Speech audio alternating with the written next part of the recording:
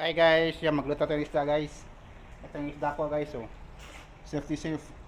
Kasi mahirap pagpagalang safety. Baka matalsikan yung mata natin, sayang mawala yung pogi natin. Kaya yung buhok natin, takpan natin, baka mamaya matama yung buhok. Mahirap yan, nagpaprito ako guys, yan. Yan, oh. Yan ang prito ko ngayon guys. Isda. Yan, nagpaprito ako dito. Ay safety safe lang muna, ah. Huwag naman kayo mag-comment sa akin. Ito yung buhay ko talaga sa ibang bansa. Kala nga, maingat sa sarili. Ingatan natin yung kunting kapugian. Ay, joke lang. Kasi yan o. Yan. Ayan ang isda ko. Naprito ako sa labas. Kasi mga kasama ko ng bahay, allergy ng isda. Ayun na lang yung amoy isda ko guys. Mabaho daw sa loob ng kwarto. Yan. Yan na lang niluluto ko. Nagpaprito lang ako ng isda.